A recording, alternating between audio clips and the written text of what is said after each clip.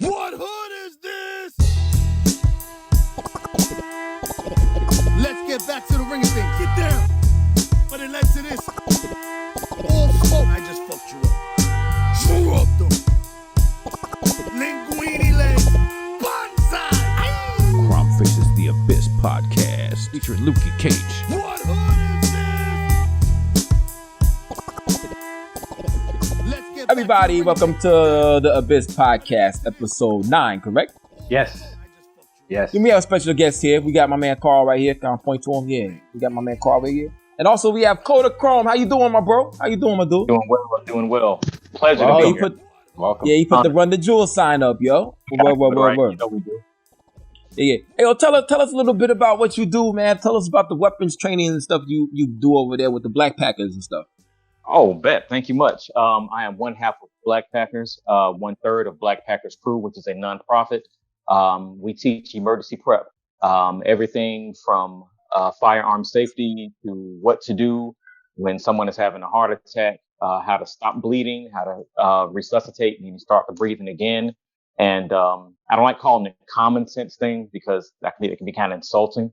But what to do to prepare so that when your life is about to end or something's about to kill you, be it nature, a car, or another human being, you got something going on with yourself that will stop that from happening. True indeed. That's great. I gotta get out there. Also, we did say it again? I said, stay alive and tell your own story. Don't let somebody be like, oh, this is what happened to him. Like, nah, this is why I'm here. Yeah. True indeed. I gotta get to the baby CPR classes, yo. So I got a kid, yo. I haven't cashed in on that. Yes, you do. Yeah. Well, so my daughter won't black out and play herself. Don't be slacking. True indeed. Yeah, it's some dope shit, man. Yeah. The firearms training is also well. If you're in Atlanta, hit him up. You know what I'm saying? Word. Cause stuff can save your life, yo. And you know Atlanta's getting kind of crazy, yo. It's like Mad Max over here. It really is. For no reason. I'm like, why don't y'all just go home? Like, you got, like for real. But they want to be Instagram stars. Want to be on ATL Scoop and what's the other one? ATL World Star. They have ATL censored as well. Yeah. And it's, you know what gets me about that whole thing? People are like getting jacked. They're getting killed. And instead of folks using their phone to call 911, which you can they do. videotape it. They videotape it. Like, you want to sit and watch them die instead of getting folk that can help them. So, anyway. Yeah, it's really crazy, man. I ain't about to hear yo. Boom. But anyway, it's great stuff, you know what I'm saying? But fuck ATL Scoop and all that shit. But anyway, boom, we're on here for this great debate. We've had this debate before. Me and Coda Chrome actually had this discussion in the Kroger before for 45 minutes. It was very passionate. So, in the Kroger. Yes, definitely. So this is the debate. Who is better? OUTKAST or Wu-Tang Clan? As you see, Karl has the Wu-Tang shirt on and Coda Chrome has the OUTKAST joint on. You know what I'm saying? Well, this debate has been, say it again? Just for respect. Because this was nice. Always. Nice. For the culture. For the children. No, go ahead. True indeed. Now, I'm going to let you talk your shit. You know what I'm saying? Karl's the voice of reason, even though he's looking mad biased over there with the Wu-Tang shirt. You know what I'm saying? I'm gonna let you get your nut off, man. Why do you think OUTKAST is better than the Wu-Tang? Why? So I learned about I started getting into hip hop first with Wu-Tang. I have to say that. My boy was from Baltimore. He came down. He was like, "You ain't never heard this before." And I'm going through 36 chambers and the whole nine. Like, wow, this is crazy. And it was crazy. Like, I didn't understand half of what they were saying at first, which wasn't a bad thing. It was a new style of rap.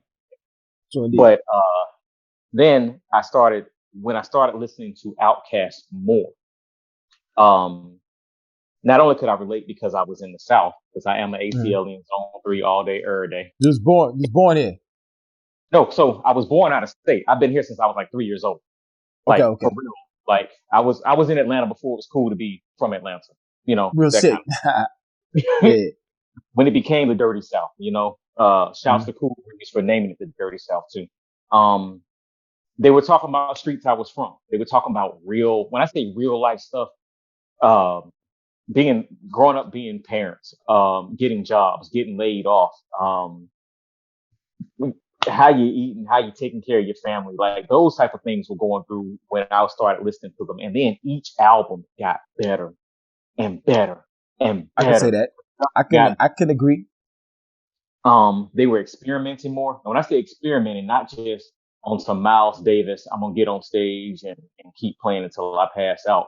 They were really like, let's go back through and pay homage to George Clinton. Let's get Organized Norris back up in here. Even Dre started doing his own production. I mean, y'all have heard The Love Below and Speaker Box. Like that was a straight up, we're gonna do our own things and put it on the same album so y'all can see both sides of this coin. It pushed boundaries, definitely. It changed music. Like, Hey Ya was like stupid. Hey, they played Hey Ya so much, I got tired of hearing it. Yeah, like, but it came back around, and now when I hear it, I still get all giddy about it. Right. Yeah. They played both songs. What the other song? Big Boy song? I like the. Yeah, they played both of those songs to death, yo, but they still good. Yeah. Mm-hmm. And I mean, even when they were talking about dating life and everything, when they were getting married and it's, keep your heart 3 stacks, keep your heart, like those lines right there are solid for everybody to go through. When Big Boy's talking about child support payments, every dude I knew that was paying child support was like, yo, that's real. Like that shit hit home. Like I'm seriously thinking, do I want to mess with this girl because I might be paying for her and that baby for the rest of my life? Like that was a nigga rap. Yeah. So like I said, having 2 completely different styles of rapping.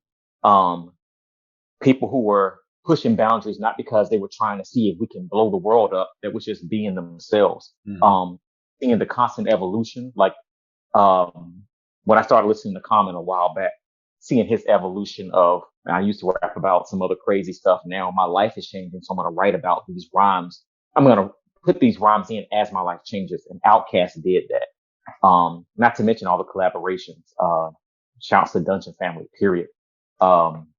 That's why I've always thought they were solid. And they represent the South. Like hip hop started in New York. Everybody knows that. That would never be disputed. Where it started in New York, they can go and fight about that later on. But no one wanted to put the South on the map. They were acting like we were just down here dragging our knuckles all the time. And then OUTKAST comes through and drops a bomb. And not even over Baghdad. You follow what I did there? All right, cool. Pun intended. They came there and dropped it, and it was like no one could dispute. No one could. These dudes were rhyming their asses off solidly. So, everybody from New York came down, and all Southern guys, and y'all lame and blah blah blah. It's like, yeah, we'll fuck with OUTKAST though. Bamas. That's what they called them. Everybody in Virginia was a Bama. Everybody. So, coining the term Dirty South, coining the term ATLians. You always knew when somebody wasn't from Atlanta because they called themselves Atlians, and it's like, yeah, you ain't from here. You read it in the XXL magazine. You actually didn't know and hear us say ATLians. Driving through these streets and being able to see the places where they made their songs, seeing the houses they lived in. I think we were talking about the Airbnb earlier. Like I used to live down the street from the home. That was the first dungeon. That was the first dungeon. And I used to live down the street from it. So I would pass it every day walking to the school bus. Like that's home. Lakewood, Yeah, because so as I was mentioning to you earlier, Lukey, they actually took the original dungeon where they were doing all their original recording and stuff in the basement, and they've turned that into an Airbnb. And all the rooms are decked out with memorabilia.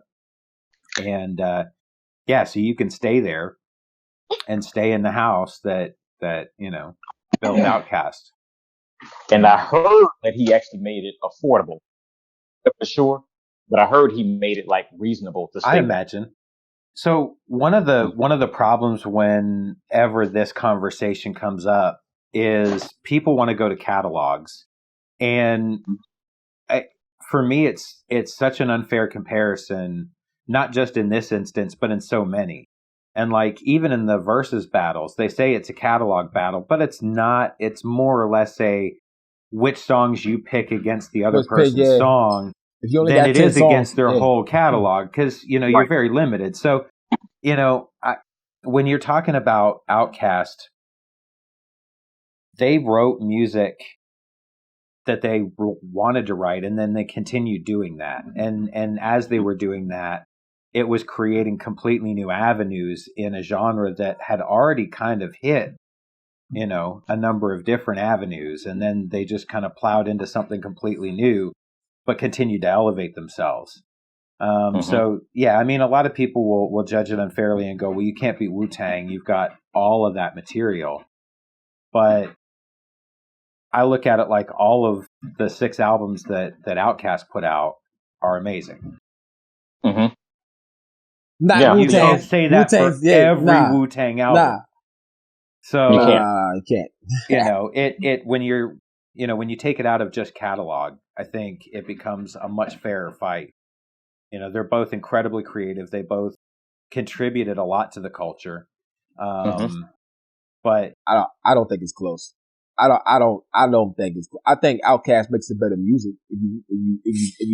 They make the better music, but the effect on the hip hop culture is not even close, huh? Okay, you know what? I've been thinking about this ever since our conversation, and then yesterday. I think about it a lot too. I'm like, boom, yeah, because I knew I was gonna have you on this show one day. I was gonna throw these bullets at you, bro. Word. I don't think it's close. OUTKAST, and then they'll say, well, Wu-Tang has better hip hop culture. They don't even have their own names. They got their names from a whole different. So when building this culture, they didn't even start. What does that have to do with it? What do they have to do with anything, Tochi? What's that? I would say that Kung Fu theater is deeply entrenched in the culture, though. So it is. There's crackheads climbing trees in New York doing karate. We're doing a comparison here. And if you're doing a comparison, you have 2 gentlemen who got their own names instead of saying, like I was going through the names, and because my favorite of the Wu-Tang was always ODB. He will always be my favorite. And that's definitely a Kung Fu character too. It is. And learning the style, I was like, that's dope as hell. Like, I'm not gonna how I put that 2 together. I love that Wu-Tang is international. Like, can I point out that Big Boy is a British burger restaurant? So did he really? He's not original. He's not original. He took that. You know what? I'm gonna laugh along with. Gonna spell boy different. I know. I was teasing. OUTKAST international too, but just not as much as Wu-Tang at all. Like, nah. They are now. They weren't when Wu-Tang first hit. No, Wu-Tang. No, it wasn't until later. It wasn't until later on, and part of that acceptance was y'all from the South, and if y'all from the South, y'all must not be as good as anyone from the North. Like, that was always what was being said. I think Wu-Tang helped out OUTKAST to be international. If you think about it, I mean, yeah, but I will tell you that the North, specifically New York, has said that about the West Coast as well. It's Mecca, it's just where it started. So they're always going to feel that way, no matter how incredible the Houston scene is or the Atlanta South scene. It doesn't matter. Okay. New York's always going to say that it's secondary. Wu-Tang to me is Steph Curry. And, you know what I'm saying? OUTKAST is LeBron James. Because, like, okay. LeBron... Are you saying that they only have one move? No. Because that I'm means saying... No. LeBron James, no one can be LeBron James. There's no one that can be OUTKAST because LeBron James is big, more powerful than everybody. Steph Curry changed the whole game of basketball. Now, because fat niggas, skinny niggas, anybody's on the 3-point line. They're trying to imitate Steph Curry. Joel Embiid's on the 3-point line now. He's 7'2". So they try to copy what Wu-Tang did for their formula of success. A lot of people try to copy Wu-Tang. You can't copy OutKast. You know what I'm saying? So they're both great players. Both are going to be Hall of Famers. People like Steph, people like LeBron. But no one can be LeBron because LeBron's just too big and too special of a player. That's why I think LeBron kind of sometimes doesn't get his credit because he hasn't changed the game of basketball because they can't be him. Ain't nobody going to be OutKast no more. Ain't nobody going to be Andre Benjamin. I mean, I will take your analogy a little bit further. It's a good one though. It's a very good one. The benefit of being someone like LeBron is I can do what Steph Curry does. Maybe not as good as him, but I can do maybe. You can do something, yeah. However, Steph can never come in and be a center. LeBron is tall enough to play center. He's powerful enough. Yeah, definitely. That's what I'm saying. And he's fast. So way more versatile. And he's big. Way more versatile. So when you hear Wu-Tang, it's like, I mean, Jizza went through and, RZA went through, made those tracks, took a bunch of the old school, matter of fact, I got one of my favorites from him when he went through. Wow. These are like most of the samples that he used. And you heard his sound immediately. OutKast comes through, especially with Andre, and redid my favorite things. He did a version of my favorite Coltrane that was damn near as good as Coltrane. Like it was on the same level. Yeah. Kids were going back and listening to Coltrane now. They were listening to The Sound of Music now because they heard OutKast and was like, wow, where did this song come from? If I can take it even further, when he redid Hello It's Me with Erykah Badu, folk were like, oh yeah, that's that old Isley song. And folk were like, no, let's take it back to Todd Rundgren real quick because he's the one who made that song. So they can take that and flip it so hard, then made it a duo. Then he said it in the song, but I can call women bitches, and it's still like, oh yeah, keep going. How am I a bitch? I want to know. Please tell me, Andre. To take music like that, to be able to, like you're saying, influence in the culture. I think anytime you can look at where you are, see how you're going, but then get enough young people to go back to see the basis of it, you influence in the culture even more. Because now people aren't going to say, I want to sound like Andre. They're going to say, I want to see where he got it from. A la LeBron playing just like MJ, maybe. I want to see where he got that from. And you don't play like MJ though. You don't play like MJ. LeBron play like LeBron. The reason why I say MJ is because you never see the best players out here and put Steph Curry up there in that window. They say the greatest players, and they'll say it goes back and forth between Kobe, LeBron, and MJ.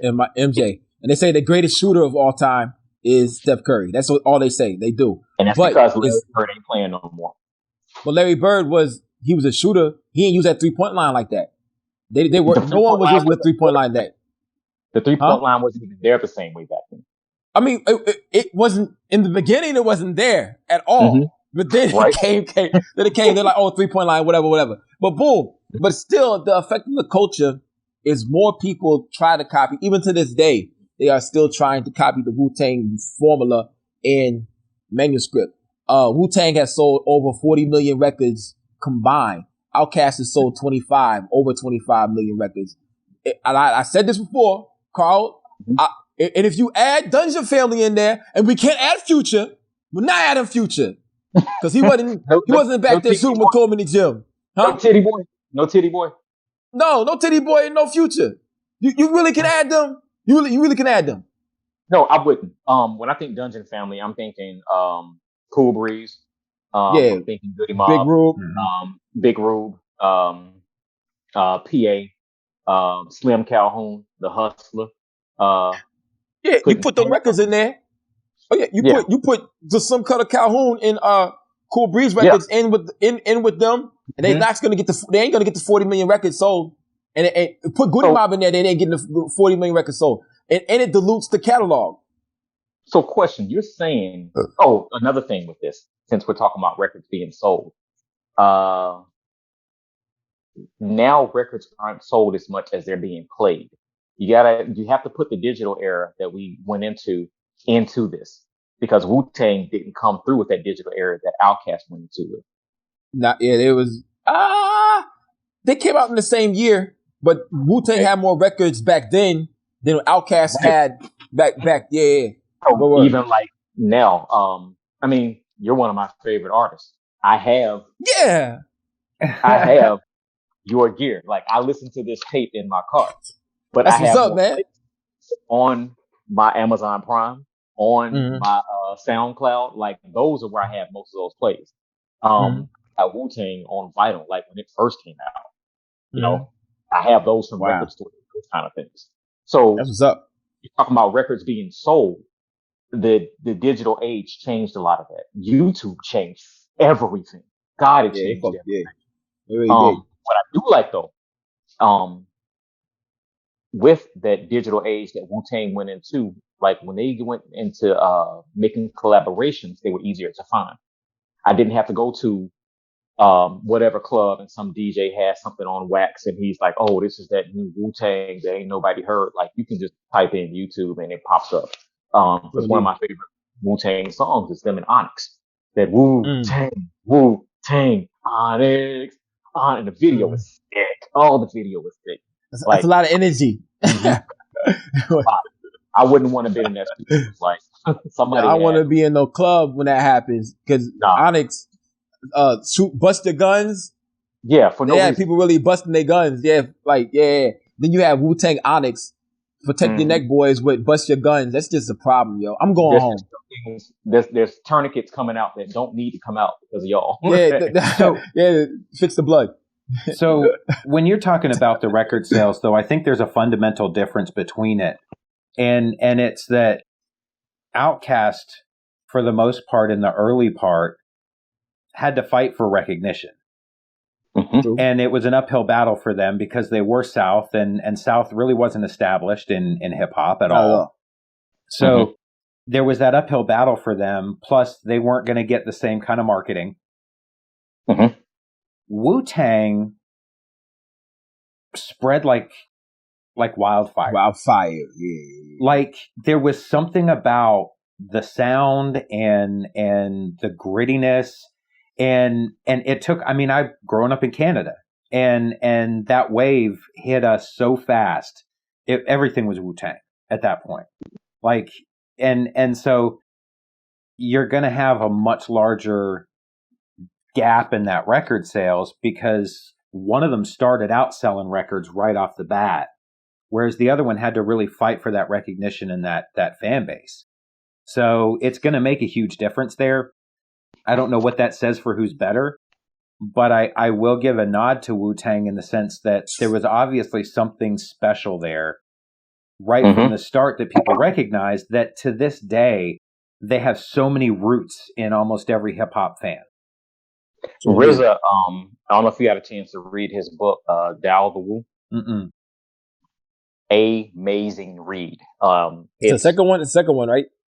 I haven't read the second one, just the first one.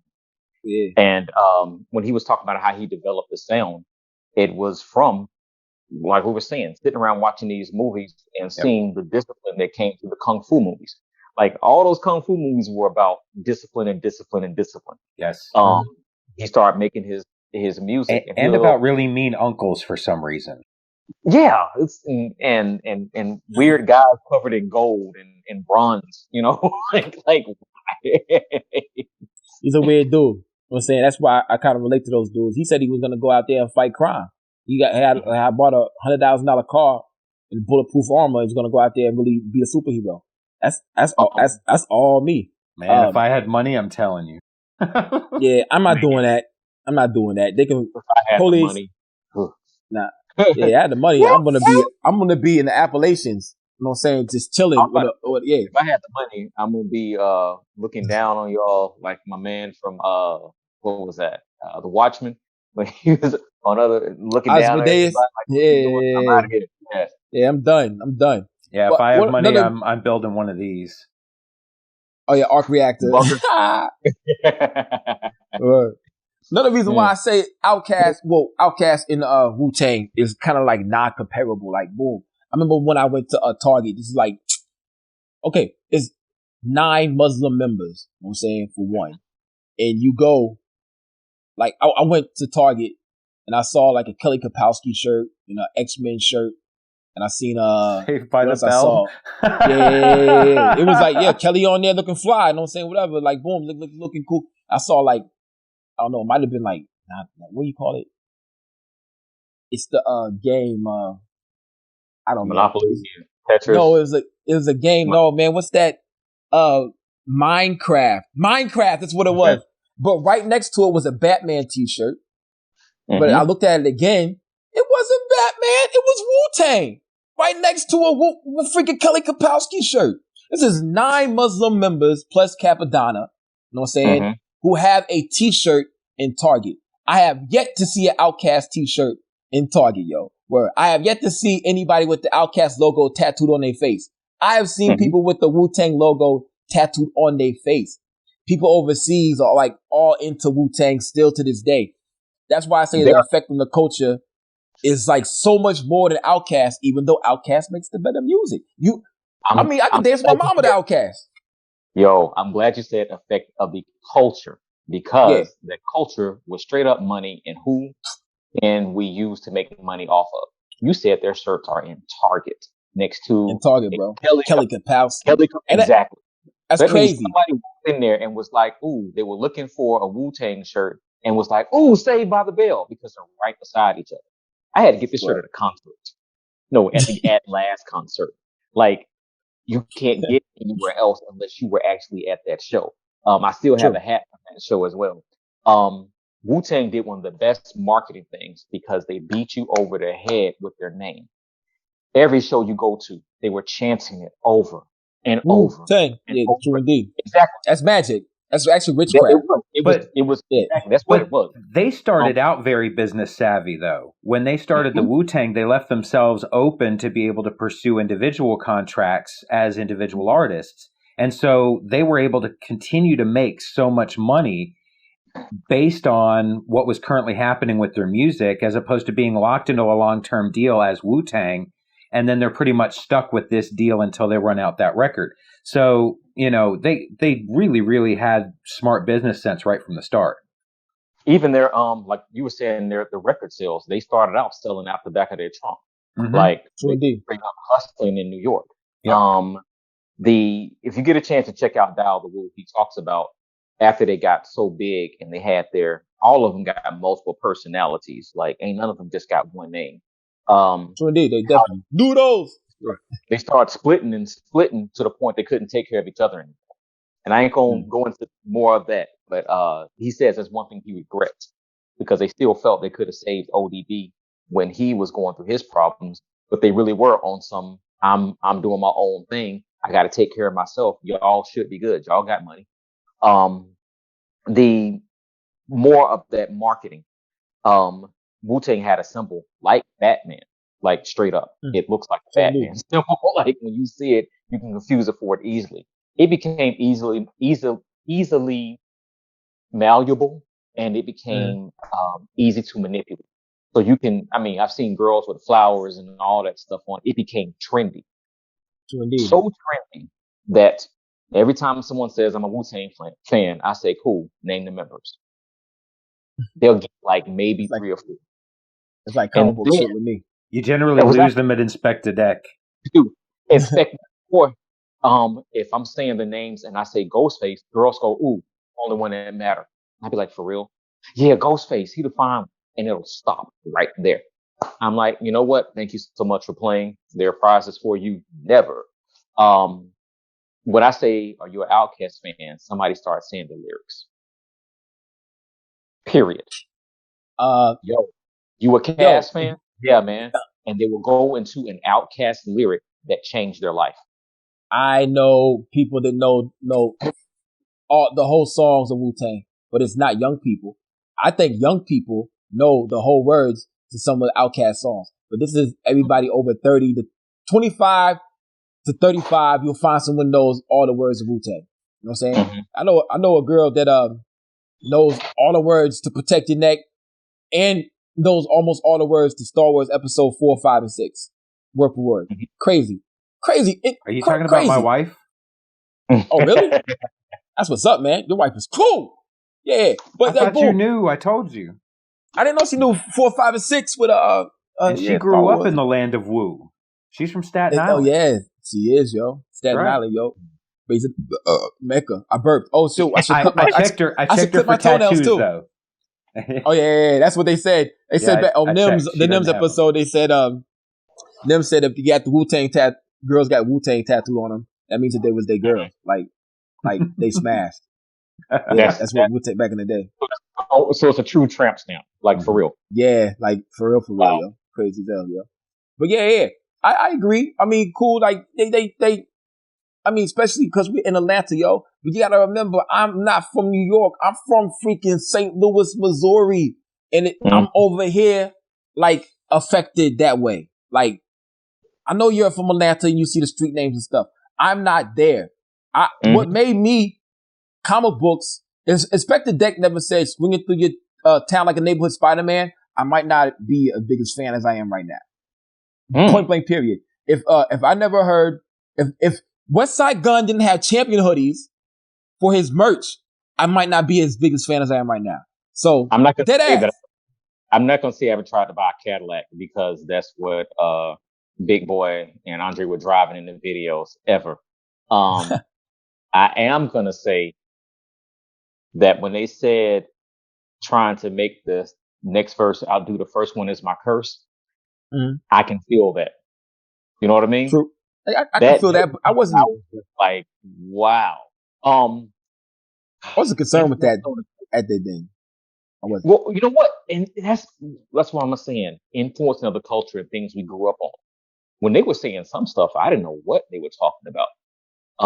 Like he had one song about getting his rabbit and driving around. Like he has one song with the rabbit, and he talks about pimping. Like I'm going around picking up in the rabbit.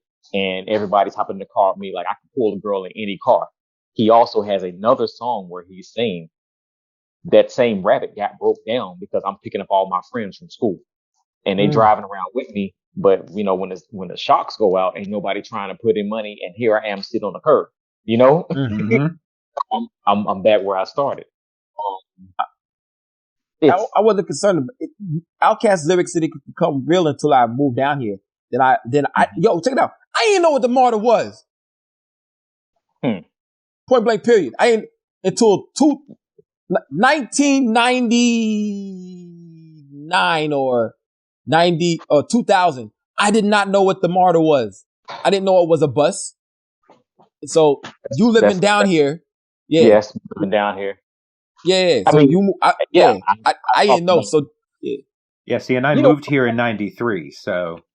I was well familiar with what they were talking about. Yeah. Wu-Tang. First song I listened to from Method Man was actually Method Man. And my boys, I was bumping Camp Low. Like I was at Six Flags. Oh yeah. Camp Low hard. And he was like, you lame as fuck. Listen to some Wu-Tang. And yeah, he put on Torture. And I was like, these dudes really sitting around a table talking about how to torture each other. And like 1, 2, 3, 4 of them involved either sewing up somebody's ass or tearing their dick off. And I'm like, why I'm listening to this? Like, so that makes me not lame, huh? I'm like, look, I'm good with the hair thing. I also didn't know that they were the same group that jumped on the track with SWV on an Anything remix. Because the Anything remix they did with SWV was dope. I was like, all right, okay, it brought me back around. Then I started listening to them more. Cast, man. Oh, yeah, this is another point. There are no lame OUTKAST like verses. You can't find one. Tell me some of the dopest shit you got ever said. The dopest. Hey, check it out. There's a lot of whack verses. No. You know, he just picked off a lame gazelle like a lion would, right? Hey, yo, you know that's exactly what he did. Keynote speaker and some other shit. They're not. But there's more material for Wu-Tang. A lot more material, whether it be solo or group. If OUTKAST drops today, the whole world stops. Okay. And everybody listens to OUTKAST. Wu-Tang has been active. You know what I'm saying? I think McDonald's makes something like 1 billion burgers worldwide a day. They serve like 1 billion people bullshit every day. That's a lot of stuff to have that has absolutely no substance. I will never say that the Wu-Tang is saying bullshit, even if I know. Even if I know, I will still not say it. Okay, so Well, I will say this: if you're going to say that adding Goody Mob to the OUTKAST catalog hinders them, right? I think it does. Then I would There's say more members, less records. So Wu-Tang would do a lot better if they picked 10 songs than if you went with their whole catalog. No, I wouldn't say that, because I say the whole catalog is full of bright spots and dark spots. And even then, fails. if you took your 10 best Wu-Tang versus the 10 best OUTKAST songs, how do you feel that would match up? Matter of fact, it's a jury. It's a jury debate. Depends on who listening to it. We can try by 12 and carry by 6. You can't get your friends to listen to that shit, and I can get 4 of my friends listen and 4 of your friends, and we'd be deadlocked at 4-4. ATLians or Aquemini will stand up against any album that any member or affiliate of the Wu-Tang have. Yes, definitely. I agree. Those albums right there stand up there with the Liquid Swords, Supreme Clientele, Iron Man, Tikal, all those albums. Oh, in 36 Chambers. But the one album to me, the one album to me that stands out above all those albums, I'm sorry, Only Built for Cuban Links to me is one of the greatest albums, probably because how it was structured. You know what I'm saying? How it was structured. Because it changed a lot of things in hip hop. But is it better than Love Below? Musically? I don't think so. It isn't. It isn't. But lyrically, production wise, entertainment wise, Love Below kills a lot of Speaker Fox, kills a lot of shit. But lyrically, I like lyrics. I like dark shit. I like to walk down the street and feel like I'm going to be scared. Like I feel like I'm going to get robbed. I like beats like that. So it all depends on who's listening. It's flavor. But musically, yeah, there you go. Musically, but OUTKAST musically, like you said, LeBron can play in the post. He can guard 1 through 5. You know what I'm saying? Steph is going to be up there on the 3-point line. Yeah. 5 LeBrons will beat 5 Stephs any day. 3 5 Stephs any day. You know what? I like how you said that. I don't know, bro. I don't know. I can say that. The dark lyrics, stuff that'll will have you thinking you're gonna get robbed. Return of the Gangster. Dre says he wants peace, but now I gotta go get my peace because you want to disturb my peace. That is not as dark as none of this shit on Cuban Links. You know what? Not at all, yo. But this is what I'm saying. On that flip side, they're talking about some grown man shit. I'm here to protect my family. So since you want to be on some dumb shit, since you want to be the person that wants to take away from me, actually, I think, come on, man. Gibson, somebody just hit a Christmas list on my house and I just missed them. I love that verse. But since you want to be the person that wants to come over here and mess up our hard work and me taking care of my family, let me go ahead and eliminate you from the human pool. I get that. It's grown man rhymes. Sometimes I just wanted to be entertained. Right when I heard Spider-Man in that rhymes, I knew what I was in for. You know what I'm saying? For the rest of the shit. Some people know that they're not doing this shit, but it was so creative to me because I like action packs. I was watching Fist of the North Star. I was watching all this shit, anime and all type of shit at an early age. I wanted to hear about that. So you hear this stuff, and then you have an Iron Man drop. Holy shit, Iron Man? What the fuck? Then I felt like I was robbed listening to Iron Man. I thought it was going to be about Iron Man. Supreme Clientele comes out. Then he has the Iron Man skits. Then I'm like, oh my God, this is the perfect album. Then you listen to Camp Lo. The only album has more better slang than Camp Lo's first album is Supreme Clientele. That's the only album that has the better slang. Ooh, to me. So if we're gonna talk about Dungeon Family and we're gonna talk about slang, colloquialism. Slim Cutter Calhoun. I'm sorry. No, okay. Slim Cutter had a whole album and bringing out the slang "Dirty South." Like people didn't understand that Dirty South was something that could happen to you as much as it was a location. Therefore, it was a verb and a noun. You have Goody Mob, who was talking about Jed Clampett, who was talking about the Dirty Red Dogs, who was Dirty Red Dogs. Fuck them. Exactly. And that, you ever got beat up by them? But you know what? And that's why I loved when they were speaking on it, because anybody could understand that this song wasn't just about the dirty ass Red Dogs here. It was about police brutality as a whole. True indeed. So, yeah, but that was a special attack squad for police brutality. Yeah. Go ahead. Yeah. I mean, that's what it was. Brutality. They did. Sylvester, explain about the Red Dogs and the Copperheads. Yeah, because a lot of people outside of Atlanta may not know. They don't understand. So the song starts off 1 to the 2, the 3 to 4. Them dirty red dogs done hit the door, and they got everybody on their hands and knees, and they ain't coming out until they find the keys. So Red Dogs, it stood for removing every drug dealer out of Georgia. It was a special task force in Atlanta that was corrupt as fuck. You also had the Black Cats in Black Cats, not Copperheads. They had Copperheads go right. Black Cats, And the whole purpose was to push through the war on drugs here in Georgia. The thing was, they would take to incarcerate people. Yeah, that was it. That was the whole point. Man, yo, they were selling drugs that they got. They were keeping the money. They were confiscating guns and stuff, and then reusing them. Like they were heavily armed.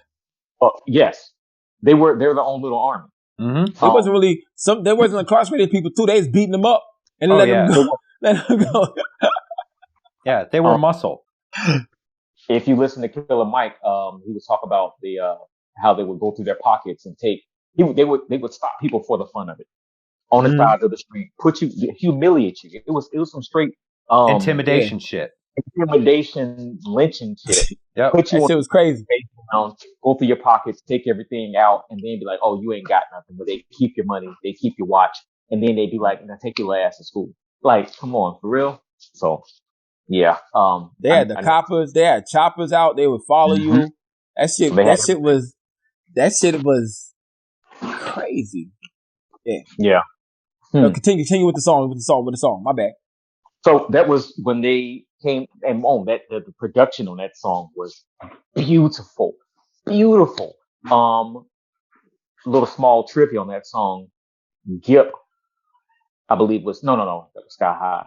But like everyone didn't rhyme on all their songs. They were genius about that. Whoever was the strongest and had the strongest verse is the one who stayed on it.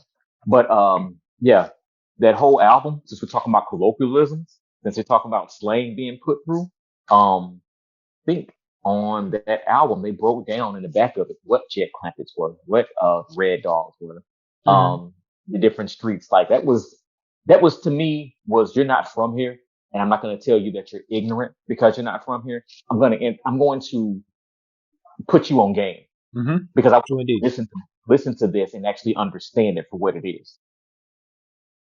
It's basically saying I have to tell this story and I have to tell it my way, but I want you to understand the story. So here, that's the cheat sheet.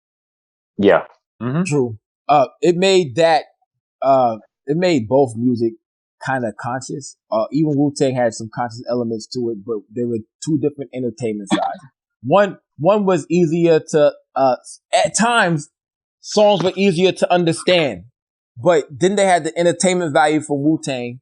But it made me actually search for what the fuck they was talking about. You know what I'm saying? Wu-Tang was much easier to listen to for me. But easier on the ear was Dungeon Family. ODB's, what song is that? When he says niggas pig and go ham, like I was, every time I listen to the song, every time I listen, I catch something different. It's got to be 20 years old. And every time I listen, I'm like, wow, he put all that together. I keep planets in orbit while I keep coming deeper. Shit. Enough to break it. I was like, wow. I love it. It's beautiful. He's my indeed. favorite of the Wu-Tang. I've already said that. I'm gonna say it again. I wish he was still here. I have no clue. Speaking of, when you read the book, RZA says it, that he wishes that when ODB was going through his drug problems, because that was his cousin, I believe, that he was literally crying out for attention, like telling folk, "I need help," and they were ignoring him. So he said the second time around, when other people started having their issues, the whole Wu-Tang got together and was like, "We're here for you, what do you need?" Like, we're not going to let you go out the way ODB did. It was one of those, we're going to learn from what happened kind of thing. That's cool. Yeah. If some of you know, I was in a group with Young Dirty Bastard and Els Dizzy, the New Gods. Young Dirty said that he was right there when his dad passed. Well, he said his spirit jumped out of his dad's body into him. That's actually the story of Osiris as well, I believe. But that's why he's able to do everything his dad does. You know what I'm saying? It's pretty cool. That the 36 Chambers was a very confusing album to me, but people love that shit. I love it.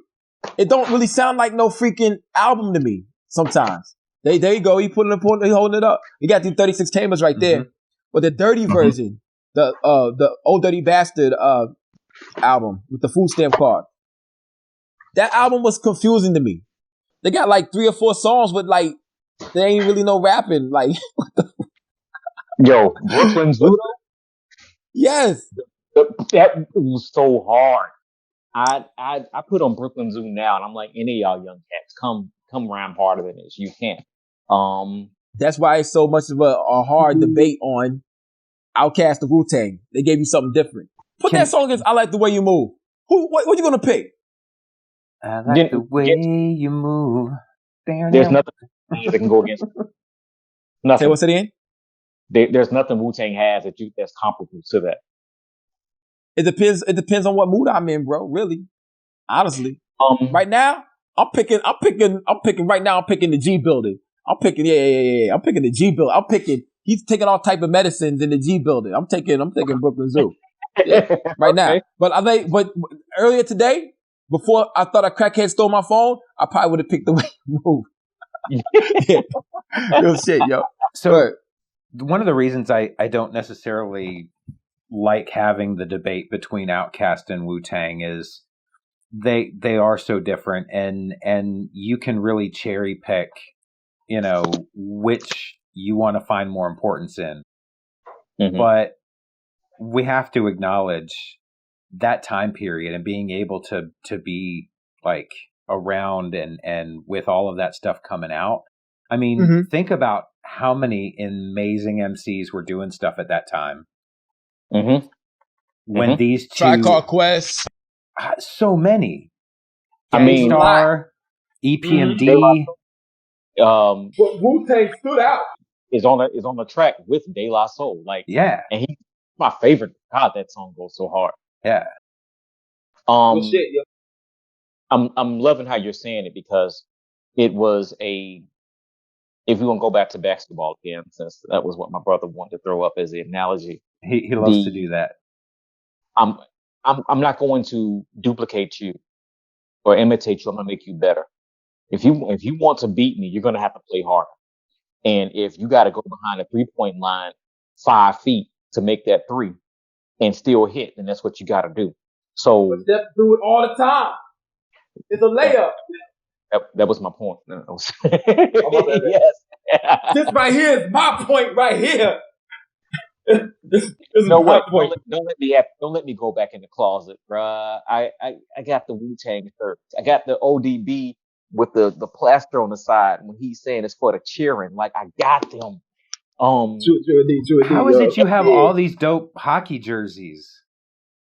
Because I played hockey in a past life. I got killed in a car accident. I got killed in a car accident. Look, I'm coming for all them hoodies. The Big Ghost hoodie.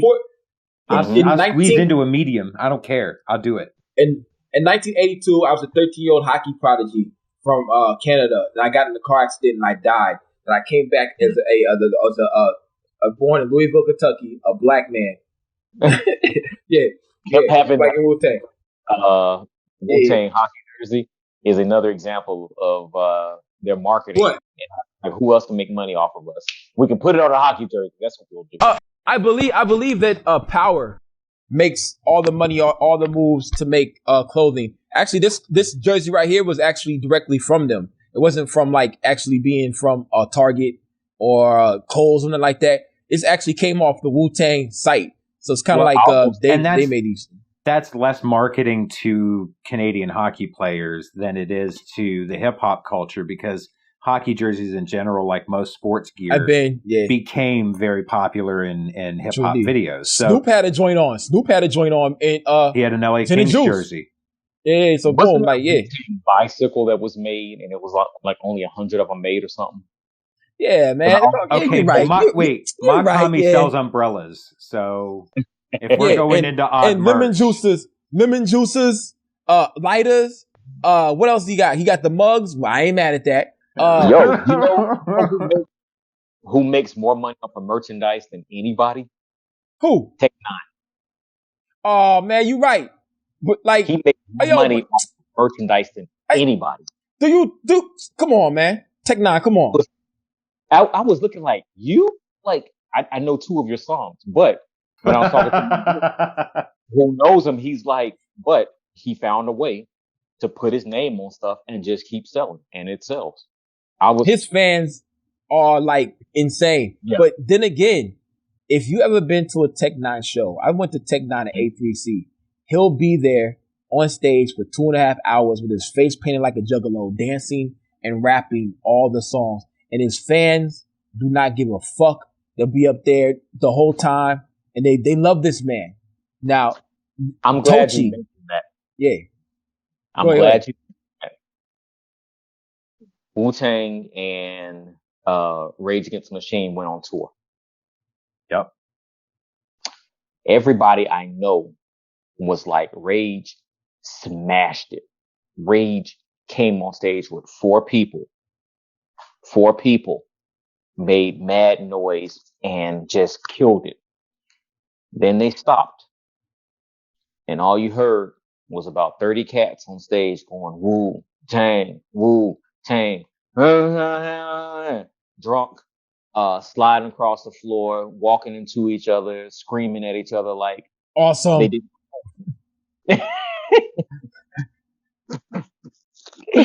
Up in the front row like, free bird.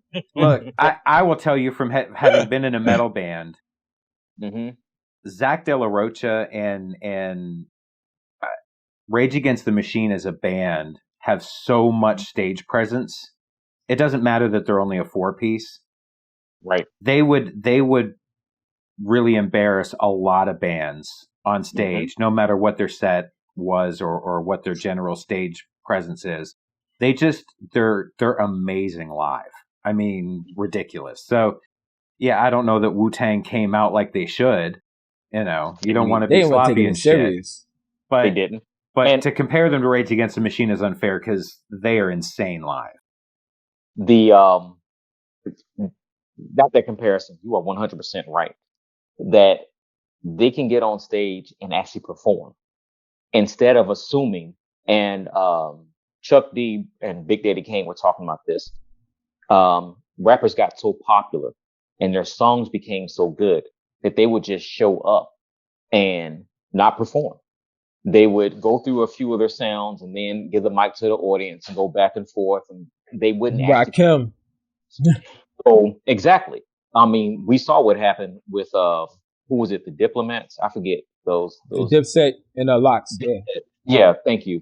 And they rapped over their own vocals. They couldn't rap over their own vocals. They could not rap over their own songs. And then you had some MCs come out there and be like, "Sit down, let me show you how it's done." Like, period. There were some people talking shit about KRS-One the other night when he was doing his versus battle against Big Daddy Kane, because he was doing that a lot, putting it out to the crowd. Right. Now, I also heard, and I need to go back and watch that one. It's really good. Part of it was you had 2 master MCs putting on a clinic.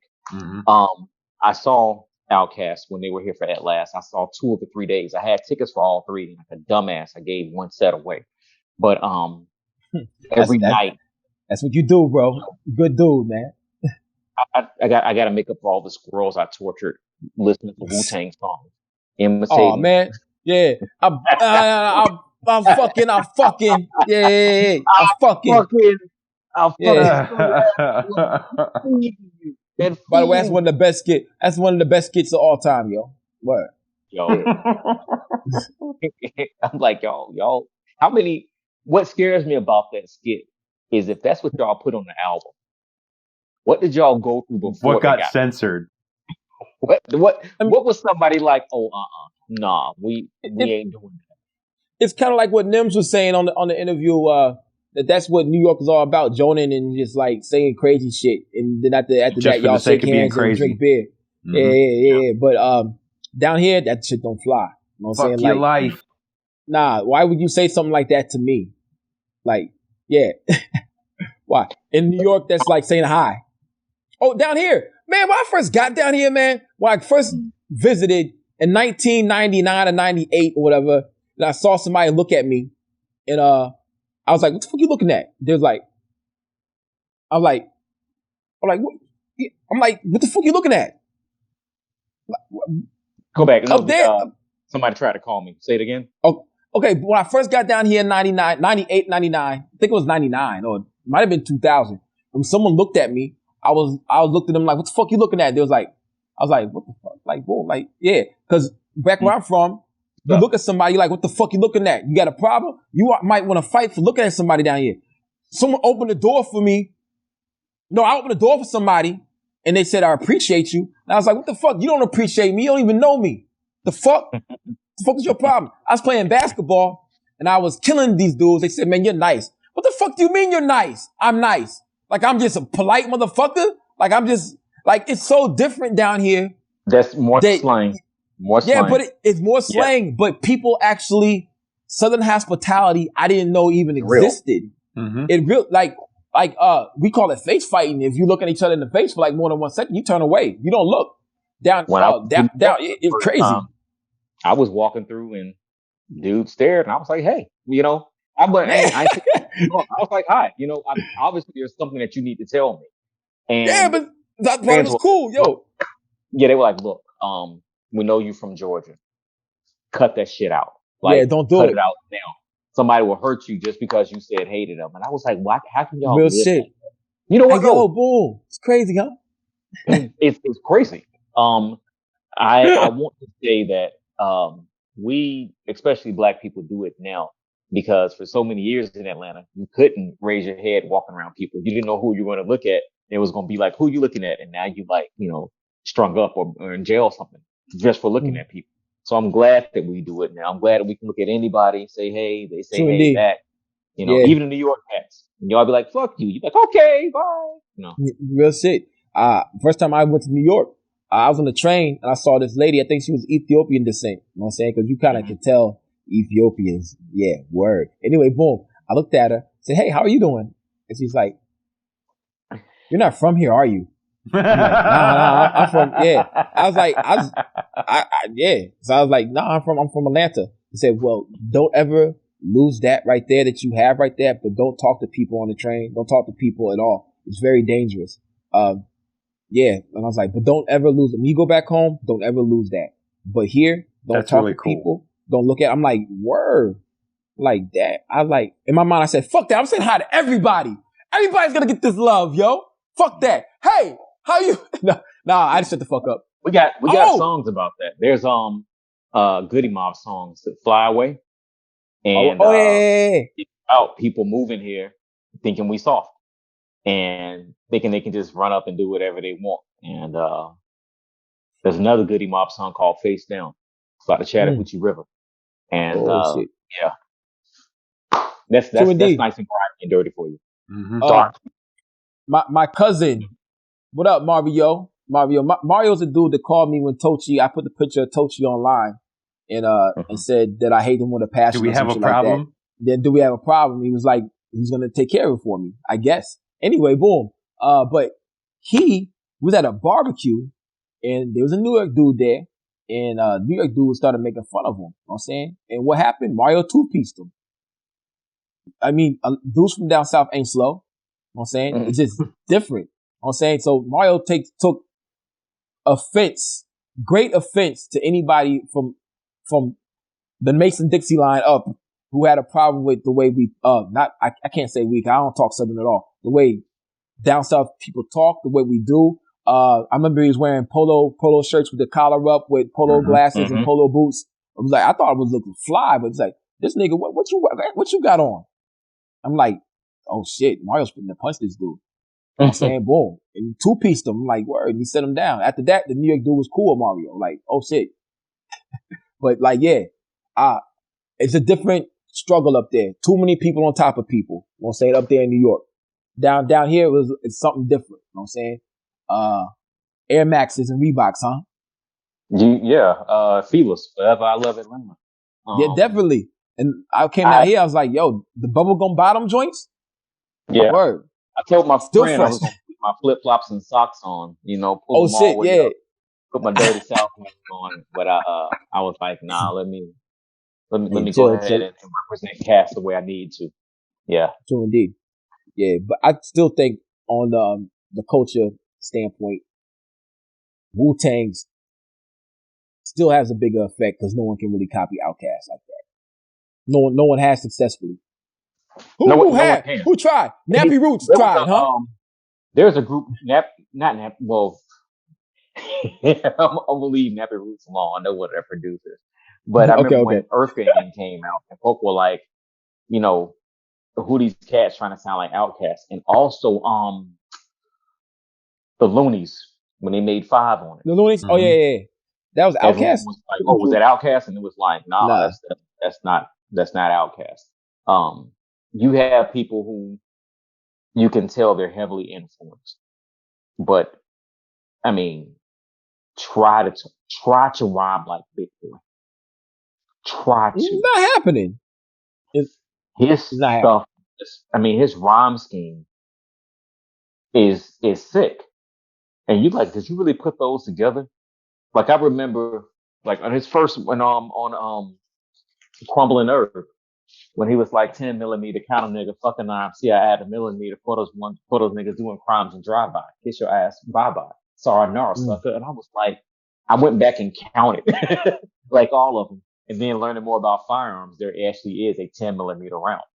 But I don't think that was what I just want to throw in there. But the 9 millimeter, I was like, and that's not his dopest verse, but just listening to it in a song that was about relieving stress. It was about, I'm over here doing my over here thing. You want to mess with me, I'm going to make sure you never do it again. But I'm not going to provoke you. Like, that's what I love about Cass that way. When you mention Big Boy's rhyming style, it kind of goes back to the slang aspect of it, and not even so much the terminology in slang, but that Southern country kind of draw that they would incorporate regardless of what the rhyme style was that they were doing. It was this different flavor to the sound of every word that came out. Yeah. And I think that added to a real uniqueness to OutKast sound. Whereas there are a lot of New York dudes that rap. So the popularity of that, the accent isn't original or unique, or, in the same way that when you find a woman and she's got like a Persian accent or, it's something foreign and exotic, it becomes really attractive. There was something really unique about that Southern draw that they had and the way that they would pronounce things. That even though they can rap. Oh yeah. It wasn't like they. No, and it was intelligent and it was slick. And yeah, absolutely. When Goody Mob, CeeLo was supposed to be a member of OutKast. It was supposed to be 3 members. And listening to him rhyme with Goody Mob and then rhyme by himself, I love that there wasn't that CeeLo aspect in that dynamic duo. Me too. I'm a fan of both of his first 2 albums, CeeLo, and you can hear since we're talking about Southern albums, the lack of his talent on One Monkey Don't Stop No Show. Like, I'm listening for that other part of CeeLo, and he ain't there, and it's like, I don't think I like this album this much. It's about as bad as my party. But the like you said, you can hear when someone's from New York. Atlanta was a place that got a melting. It's still called a melting pot of people that moved down here because they didn't want to be stacked on one another in New York. Right. They wanted houses. They wanted land. They wanted a different climate. So they came to a place that has 4 seasons. I mean, we don't anymore, but you know, the winters aren't walking around in 2 feet of snow here. Well, and remember at that time, you know, there were a lot of people coming out from Southern California as well, trying to, because the cost of living was so much better. And you had so many black colleges here that were affordable and great education. So, I mean, they were even talking about it in movies like Menace to Society and things like that, where, you know, you had people trying to flock to Atlanta in that early 90s because they were realizing that there was something happening here. Y'all forgetting why go ahead. No, go ahead. Y'all forgetting why some dudes came down here and stayed. Why? Freak Nick. No, Jamie came down for Freak Nick and never left. He literally came down to visit and never from East New York. And they will call back home and say, "Send my clothes." Yeah, Freak Nick was insane. That's a whole nother. Yeah, I'm young. I'm glad I was as young as I was because I don't know. Yeah, baby. What kind of mess I would have got into? you have a 15-year-old, you have a 16-year-old son right now, G. running around here, talking about my day about an OUTKAST somewhere. That was another thing with Atlanta. Like everybody had music. So at one point, everybody was a CEO of their own rap company, making their albums in their bathroom. This was pre-YouTube where you had to actually go out and sell CDs to people to get them to buy them. You couldn't just get a bunch of plays and now you're popular. And you had to rhyme. You had to have a stage presence. Shouts to Drez the Beatnik what's up, Drez? Yeah. He got a show this weekend benefiting his kidney work. So if you get a chance to buy a ticket, go through. Okay. But you got on stage and got a chance to hone your skills. You got a chance to get booed off, and while you're getting booed off, people are like, "This is what you're gonna do next month to be better. We'll see you next month on this stage right here." Like those are things that's that gauntlet that the MCs here had to go through. You couldn't be on bullshit, and you could not sound like anybody else. You could not bite. That is why the Dungeon family, each member sounds totally different. Check out that Cool Breeze, Watch for the Hook. Well, all of them rhyme and none of them sound the same. Well, and again, Andre and Big Boy, 2 completely different styles. Two sides of that coin. It's sick. It's sick. The Odd Couple, it still is a good movie. You know what I'm saying? The Odd Couple, it still is a good movie. Yep. The Bert and Ernie show. Oh, yeah. Herbert. Hey, yo, boom. But, okay, boom. All this is good. You know what I'm saying? All this is great.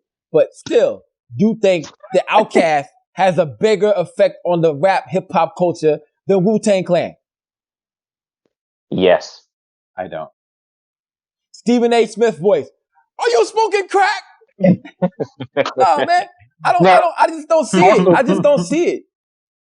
I will also say that I'm looking through the lens of someone who is an ATLian. When I hear about Wu-Tang, when I think rap culture, rap culture to me is lyrics that change lifestyles. That's the culture for me. I'm not going to go into the breakdance and graffiti and all that. I'm not even talking about that right there. So when you're saying the reach, can you go to Japan and see people wearing Wu-Tang shirts? Yes, you can. Yes. You can go anywhere. You could go to Djibouti. I don't even know where Djibouti is at right now. Djibouti. You go anywhere and there's Wu-Tang fans. It stinks in Djibouti. They got fart air there. Djibouti. Now, yeah, my bad.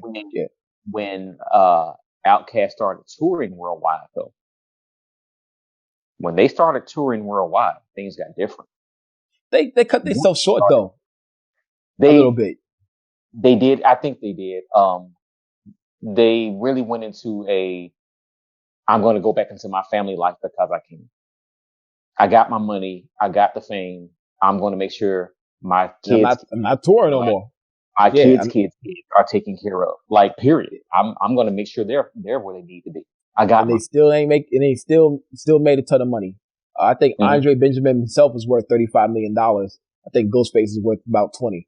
So they still made a ton of money. But I think since they stopped touring, they missed out on a lot of money and a lot of notoriety. But still. Like you said, influence on the culture, quantity, I'll get that to Wu. I can say Wu-Tang. The quality's not there. The quality's not there though. However, I mean, I put them up behind me. You can't pick a bad cat. Ooh, I take that back. I take that. Hold on. What was that movie they did? Idlewild. Idlewild. We're not going to count that. That's a soundtrack, though. That's different. Yeah. With Janelle Monáe showed up on that. Different. It's pretty good though. I can't front. But I mean, you can't get a bad OUTKAST album, and they got a Christmas song. How many albums OUTKAST had? OUTKAST 6. And how many Big Boy got? Like three of his own. Like three of his own, correct? Yeah. And so they all. So that's 9. That's 9. There is more than 9 really good Wu-Tang solo projects. There's more than 9 Wu-Tang members now. Exactly. But if you want to go at Goody Mob and some Cutter Calhoun and Cool Breeze and them and Big Rube, if you want to add Killer Army and Shaheem, cool. They got some pretty dope albums too. But yeah, but I mean, Ghostface himself was holding down Wu-Tang by himself. Ghostface had one of the best catalogs in history until he dropped the wizardry poetry. That's when you get the waters are diluted. The orange juice got water in it. You know what I'm saying? Yeah. The Waffle House orange juice where they just put a bunch of ice. Oh my God, bro. Yeah. Yo, that's gross. It be foamy. It be foamy. That's, again, quantity and quality. You have, I mean, hell, Ghost put an album out. Everybody gonna say it's dope automatically because he put it out. But then they're gonna listen to it and be like, probably because it's gonna be dope. They're gonna buy it. They're not gonna say it's dope. They're gonna buy it. I did the same thing with Dave Matthews Band forever. I was buying anything new, and I was like, I don't like this stuff anymore. Let me go back to the old stuff. OUTKAST, but they still buy it. Yeah. OUTKAST? OUTKAST doesn't have listening sessions and parties. People be like, leave me alone. I got the new album. I need to sit with this for a day because I got the world so much stops. Because they have something worth stopping for. But the absence makes the heart fonder of I mean, they have been absent since 2014, correct? Mm-hmm. It's been a minute. Since we heard an OUTKAST album. If they drop tomorrow, they're gonna have everybody on TV. If they put it out by themselves, like just put it out on Apple Music, no marketing or promotion, the whole world will still stop. Are we talking about two? What's that? Go ahead. I'm gonna tell you how since we're talking about the culture influence, Kanye West did an album. Everybody, I mean, he's still doing it. Okay. I'm not gonna get on Kanye. Dre did a verse for one of the songs that did not even make the album. And the world stopped for a second. The world stopped to listen to that and be like, wow, this is what he's doing in his spare time? For real? Just an appearance. He didn't even do a whole verse. I mean, a whole album. It was a blip. It was a blip. Yeah, it was a blip. But imagine if you got 10 songs. Yeah. It was a blip. It wasn't the standstill like, because it really was not really accessible like that. But if they dropped 10 songs, I would say they dropped 6 on iTunes and Spotify right now. The whole fucking world will talk about the OUTKAST record. If Wu-Tang drops tomorrow by themselves, it's another day. I'm saying. And that's why I'm talking about, say, the culture and the influence. No. They just been gone for 8 years. Every time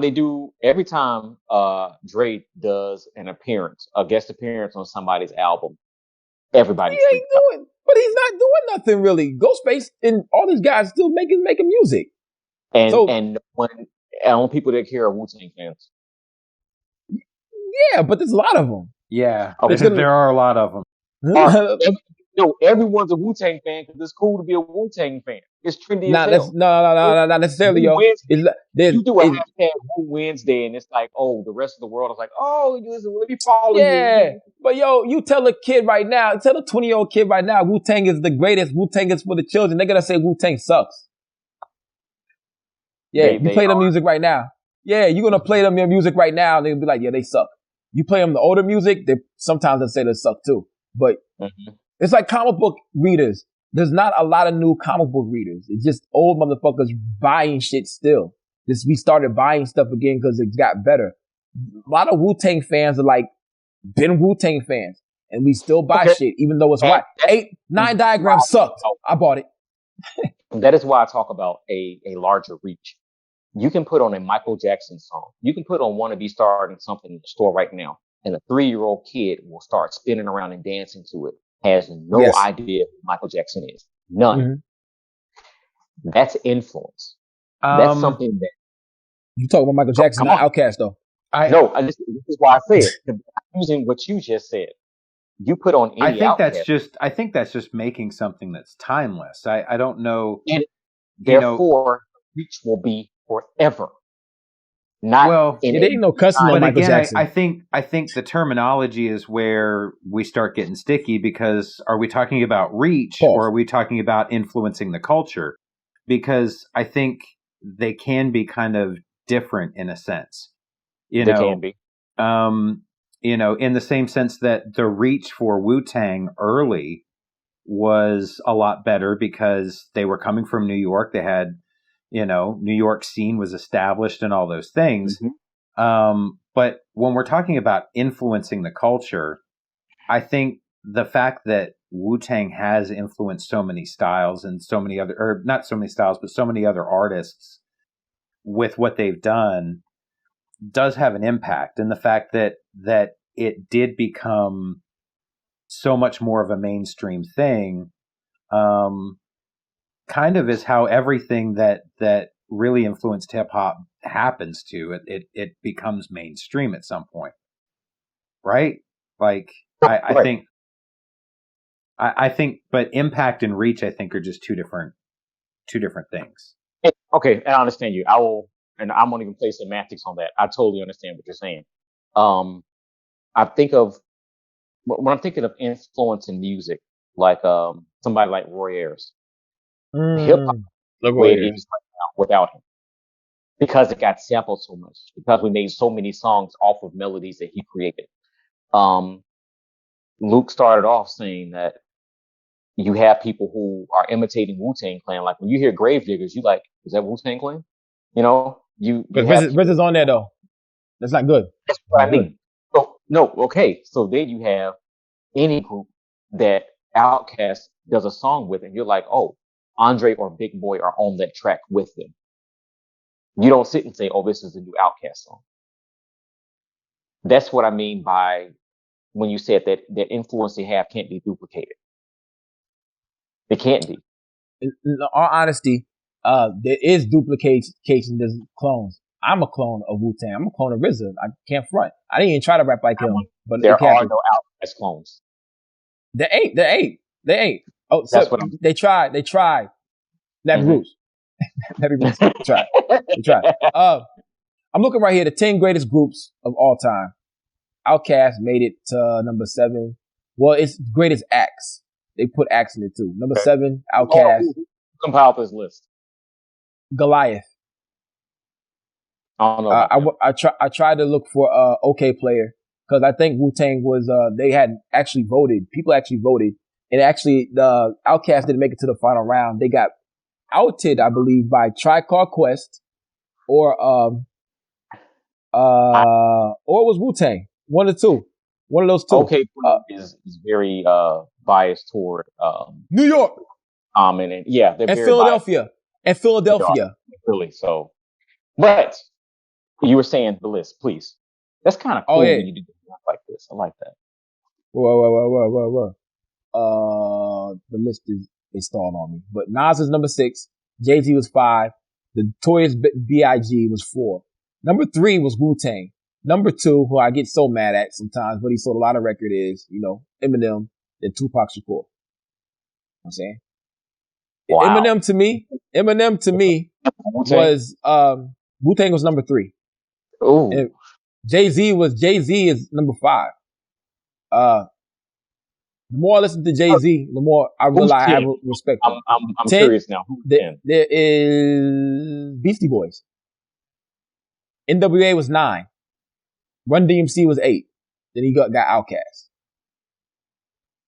Oh, and this is greatest acts of all time? Hip hop acts, yeah. I don't know when, I had to go back and look at the date, but I don't think that, I think this might have been when Eminem, was, having his heyday had to be, because if you got Beastie Boys on there, but you don't have, a Tribe Called Quest or De La Soul. Public Enemy. Yeah. And they're not on there as all. Yeah, but Eminem did have like a 2 or 3 year run where he was like battle rapping people, and 8th Mile came out that was, to me, exquisite. It was on par with his early Ruckus days. I liked Eminem's early Ruckus days. It was so funny. My favorite Eminem album. 8 Mile is my favorite Eminem album. It's pretty good. People I just want to love you for the rest of my life. I want to hold you in the morning, hold you in the night. I just want to love. Yeah. What was this? Yeah. When was this made? I'm trying to see when was this actually made. This I don't know, because usually have a date. It has to be in the early 2000s. Kanye isn't on it. Yes. Yeah. There you go. Yeah. They actually have OK Player. And there are no women on it at all, because Missy Elliott was one of the greatest acts ever. Sean Price doesn't like women rappers, so boom, Sean Price probably wrote that up. that right there. But again, okay, boom, just like Tochi. If we're going by lyrical skills, it's one thing. I think Elzai and Black Thought are the 2 best lyrical rappers to do flip words almost ever. Flip words, oh my God. And they could do any style. Then you have to go to catalogs. Elzai ain't gonna be on there. That's the best catalogs. He's not. He don't make top 10. Then you have, let's see. I don't know. What else do you have as far as best rappers? If you want to go lyrical skills too, Busta Rhymes has to be up there in the top 10. But catalogs is something different. I'll put Rhapsody up there too. Not in my top 10. And I'll put Rhapsody in the top 10 for flipping words. Have you heard her last There's too many album? rappers. Yes, there's too many rappers that are better than her to get top 10. I'm going to put her in there. I'm always going to have Eminem in it. Another reason why folks don't want to have skills. Because he got skills, yeah. He do got skills. On that last Nas album? No, I don't want to hear that. I don't like new Eminem. I think he sound weird. Check out Nas's EPMD. It's Nas EPMD. I heard that. Yeah, hey, yo, by the way, Bodie James's EPMD is better than Nas's EPMD. I don't like Eminem right now. He sound weird to me, yo. He's getting grown. I would still put Dre in there. People sleep on what he's done with words. I don't think they really. I don't think people that are really well versed in hip hop are really. Yeah. Okay. Check it out. Tochi made. I keep on talking about Tochi, Miz, and Bing, but anyway, Tochi put MC Solar over Andre 3000 as far as best rappers. He said his reason why is because Andre 3000 has no solo album. So if you're ranking that list on catalogs, why the fuck would you even put Andre 3000 in the list? Yeah, but dumbass. Tochi put Solar above MF Doom too, so you shouldn't even bring that list up. That's ridiculous. Yeah, but why would he say that though, Carl? Why would he say that he doesn't have a solo album? So you're gonna say, why didn't you just put OUTKAST? You just forgot Big Boy, huh? But Missy Elliott is up there. Yeah, go ahead. I got into it the first time I ever had an OUTKAST discussion. I was in New York, and this dude, oh damn it, what's the name of the group? Boot Camp Click. No. Shook Ones. Mobb Deep. So he was like, yo, fuck OUTKAST. I mean, like you said, New York. He was like, you from Atlanta? I was like, yeah. He's like, fuck OUTKAST. I was like, all right. He was like, nah, because OUTKAST ain't as good as Mobb Deep. And I said, yo, really? On the real. What you want to have? My dude. His reason was that the single members did not have their own albums. And I was like, that's what you want to talk about. That's a dumb reason. So, but he started, and I did what I always do. Let's go verse for verse. You tell me your favorite Mobb Deep verse. I'll give you my favorite OUTKAST. We'll keep going until somebody's like, that's whack. And he went about 3. And I was like, okay, cool.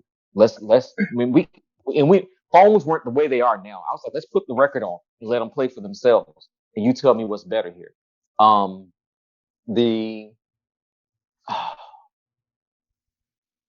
gonna date myself a little bit, but I like sedans more than sports cars because sedans can go just as fast and they can last just as long. But I can drive to Texas in a sedan and be comfortable. I'm not driving to Texas in a sports car and being comfortable, and that's what I feel about Andre 3000 lyrics. They are there. They hit just as hard, but you're not going to understand just how good they are until you sit them for a minute and let them stew. And then it's like, wow, I see what you were saying. Like on that Elevators album, when he talks about being famous but being broke, folk were like, oh, Elevators, blah, blah, blah. And then all these MCs started seeing their record deals were shit.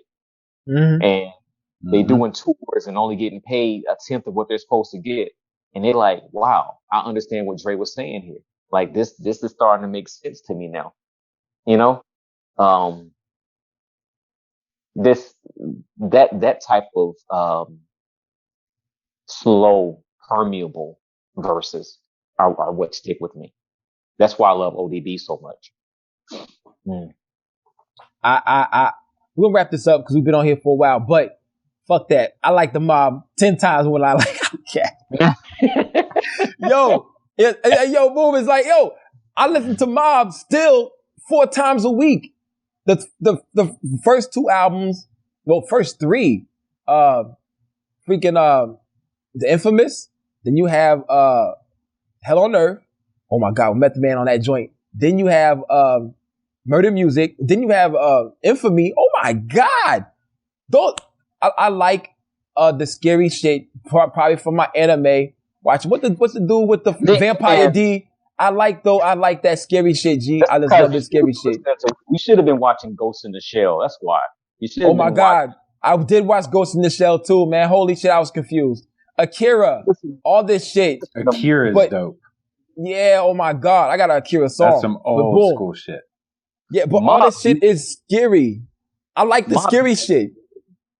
That people emulate and end up with like crime rap sheets. Like you could do some Mobb Deep shit, and what happened? I was listening to Mobb Deep. Like then my homie got murdered. Exactly. I gonna kill this man. I gonna get my piece. The True return indeed. Thanks. It's definitely not productive whatsoever. It's not. But the entertainment value as far as the beats, I just liked it a lot more. I still like it. To this day, I think Havoc, because everybody think Alchemist did all those beats. I think Havoc and RZA still run this culture, yo. And Alchemist just took the formula and made it to something new right now. Havoc and RZA. That's who runs this culture. Havoc, RZA, Doom. The Abyss rap culture. That's who make Dilla too, a little bit. Dilla. Rock. That's tribe influence. Rock Marciano, but he's new. He's basically new. We know he's 40 something. He's basically new. But and that's why this podcast has came about because of those three guys. I thank you for that. I thank you so much for it because I was driving out of town and I put on your first podcast because like you said, that Abyss culture is different. True indeed. Just like that the nerd rap is different. I'm not gonna compare some of those MCs. MF Doom is God. Like me, seriously. No Carl too. But I'm not gonna sit and be like, yo, if MF Doom battled Eminem, who would win? Shut the fuck up. Like go sit down somewhere. Like you talk about pecan pies versus watermelon. Like these two things are in totally different rooms. Go away. So I love that y'all have a podcast that you can listen to and learn about different cultures of a larger culture. Like that's beautiful. Thank you so very much, man. We just really trying to put people onto to music that they don't know about, and plus give this culture a light. You know what I'm saying? But you just gotta keep on pushing. I mean, somebody gotta do it. But the end result is Wu-Tang better than OUTKAST. I'm joking. But we want to thank Kodachrome for coming on the joint. Say what joint? Say what? I was going to say, my man Lukey, he is one of my favorite MCs. He stays in rotation. Him, Yamin, Killer Mike, they stay in my car because they make quality music and they make music that they feel like making, that they want to hear and they want you to hear. True indeed. Yamin. My went up. So, yeah. Matter of fact, hold on. I know y'all wrapping up. Where is it? What you got? In case you see this Phantom Feeling, y'all means. Oh yeah, Yamin. Nice. Big up to Yamin. Nice. I think my baby mama's on that joint. she's not on that this one, but he's one of her songs. Yeah. True indeed. Yeah. Shout out to Indica Jali. That's Jace Meister's mom right there, yo. Word. Indica Jali, yeah. Baby. Yeah, we made a beautiful baby, yo. I was playing with her today, yo. JC. And like, yo, she got some pipes on her. That motherfucker yelled, ah! I look at her like, all right. I'm waiting for the cosplay. Yo, it's gonna be it's Halloween. It's coming. Man. It's coming. Oh my God, I don't got that many days left to get this costume. Yeah, it's on the way. It's Halloween. Yeah. Definitely. But once again, we want to thank Kodachrome. Karl, do you have anything to add to this, my dude? No, I mean, I still think just like the Big Daddy Kane KRS-One battle, I think, hip hop wins with OUTKAST and Wu-Tang being out there. So, at the end of the day, I've enjoyed both immensely. They're definitely both in my top 5. Right underneath Doom. But I'd say at the end of any day, if I could have one more album from Doom or one more album from anybody else in the world, I'd take the Doom album in a second. I got you. Yeah. I don't know who I would do it. If Doom rapped like he rapped with Mad Villainy or King Ghidorah, not Ghidorah Tochi. Yeah, I would take that album. I would take, I said it on purpose. I would take that. But the OUTKAST album, I would like to hear that. Cause they ain't did it. Like absence makes the heart fonder. It really does. It's like you miss your wife, you ain't seen her. Go ahead. I'm going to tag Red Clay Scholar in here. She's a professor, I think at Georgia State. And she did a whole book on the influence of OUTKAST in hip hop culture. So yeah. Yeah. And it isn't as big as I sent this to Big Ghost. I'm going to see if I can get it on Prince? Here. Yeah, it's Prince, and then he's a dove crying, and she's the purple rain. So that's your family costume. That'd be a great costume. There's I'm gonna go symbolism in that at all. My Halloween costume. I gotta get boots. Hey, yo, post that on the joint on the Instagram page. Halloween costumes. Word. I gotta get my Halloween costume. I gotta get boots. I gotta let you know. I gotta boot, yo. But once again, this is episode 9 of the Abyss podcast featuring Karl with my man Coda Chrome. Primo Jab will be back one day. He got some things to take care of. He's good. Yeah, jet set. You'll see him online though. Hit him up on the joint, yo. But boom, once again, OUTKAST, Wu-Tang, love them both. Listen to them both, yo. Boom, boom, boom, boom, boom. All right. For the children. Always. See y'all next week. Boom.